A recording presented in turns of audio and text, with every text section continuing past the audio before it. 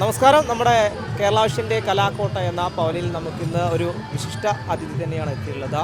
അഷ്ടപതിയിൽ 1ാം സ്ഥാനവും എ ഗ്രേഡും നേടിയ ശ്രേയ, അതായത് GHSS തിരുവാലിയിലുള്ള സ്കൂളിൽ പഠിക്കുന്ന ശ്രേയയാണ് നമ്മൾ കൂടെ ചേരുന്നത്. ഇത് എത്ര പേരുണ്ടായിരുന്നു ഇത്തവണ ഈ ഒരു ഇനത്തിൽ? 17 പേരോളം ഉണ്ടായിരുന്നു. 17 പേരുണ്ടായിരുന്നു. എങ്ങനെ മത്സരം എങ്ങനെയായിരുന്നു? ഭയങ്കര കടുപ്പായിരുന്നു? അത്യാവശ്യം എല്ലാവരും നന്നായിട്ട് പാടുന്നവർ തന്നെയായിരുന്നു. സബ് ജില്ലയിൽ നല്ല മത്സരം ഉണ്ടായിരുന്നു. 6 പേരെങ്ങാണ്ട് ഉണ്ടായിരുന്നു സബ് ജില്ലയിൽ. അപ്പോൾ ഇതെങ്ങനെയാണ് എത്ര കാലമായിട്ട് ഇത് പഠിക്കുന്നുണ്ട്?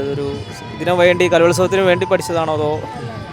ഞാനൊരു 3 വർഷത്തോളമായിട്ട് അഷ്ടപതി പഠിക്കുന്നുണ്ട്. ഡോക്ടർ സുദേവ് എന്ന് പറഞ്ഞിട്ടൊരു മാഷിൻ്റെ അടുത്താണ് പഠിക്കുന്നത്. അപ്പോൾ നമുക്ക് ശ്രേയയുടെ ഒരു ഇത് കാഴ്ച കാണാം. ഒന്ന് ചെറിയൊരു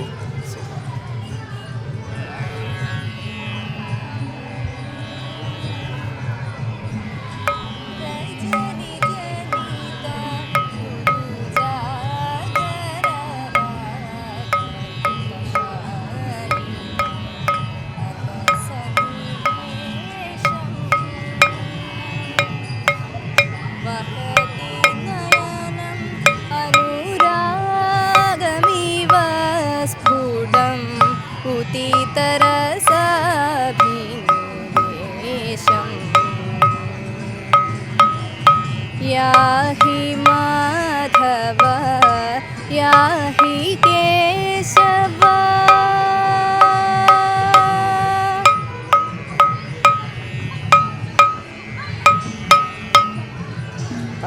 ഇനിയിപ്പോൾ ജില്ലയെ പ്രതികരിച്ച് സംസ്ഥാന തലത്തിലേക്ക് മത്സരിക്കാൻ പോകുന്ന ശ്രേയയാണ്.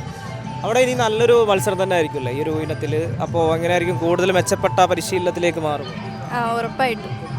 തീർച്ചയായും നമ്മുടെ മലപ്പുറം ജില്ലയെ പ്രതികരിച്ച ശ്രേയയാണ് ഇനി സംസ്ഥാന തലത്തിൽ ഈ അഷ്ടപതി എന്ന ഇനത്തിൽ നമുക്ക് വേണ്ടി മത്സരിക്കുന്നത്.